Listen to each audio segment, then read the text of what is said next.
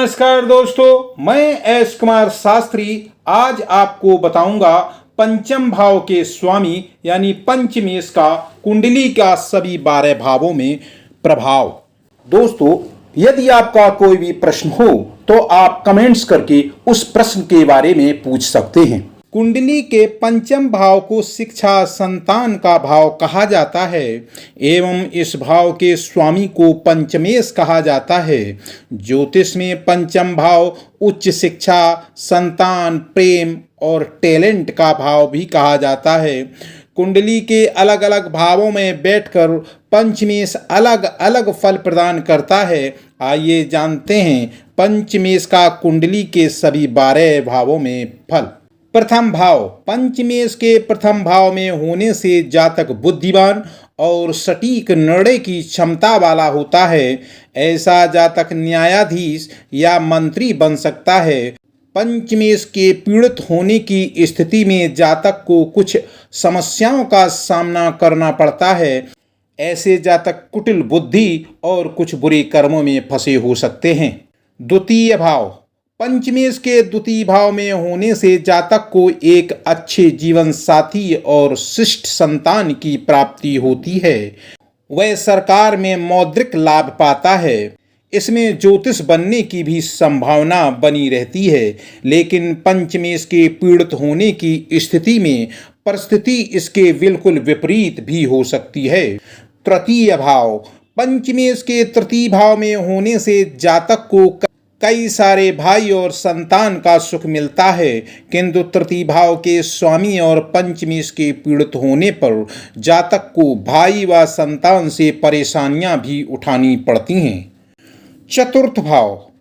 पंचमेश के चतुर्थ भाव में होने से जातक के जीवन में अधिक समस्याएं नहीं आती हैं।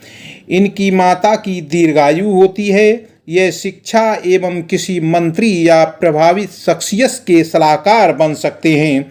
चतुर्थ भाव के प्रबल होने की दशा में जातक को पुत्री की प्राप्ति होती है, किंतु चतुर्थ भाव में पीड़ित होने की दशा में इनके संतान की जल्दी मृत्यु भी संभव हो सकती है। पंचम भाव। पंचमेश के पंचम भाव में होने से ग्रह स्वाग्रही होगा, जो जातक की शिक्षा, संतान एवं व्यवसाय के लिए बहुत शुभ माना जाता है। जातक को अनेक पुत्रों की भी प्राप्ति होती है। यह किसी धार्मिक संस्थान के प्रमुख भी हो सकते हैं एवं मंत्र शास्त्र व गणित में निपुण भी हो सकते हैं। षष्ठम भाव। पंचमेश की षष्ठम भाव में स्थिति संतान एवं शिक्षा के लिए अच्छी नहीं मानी जाती है। ऐसे जातकों के अपने पुत्रों से अच्छे संबंध नहीं होते हैं।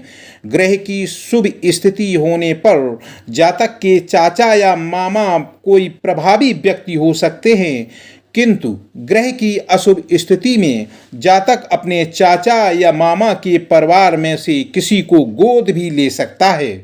सप्तम भाव। पंचमेश के सप्तम भाव में होने से जातक धनी, प्रभावी, निपुण होते हैं।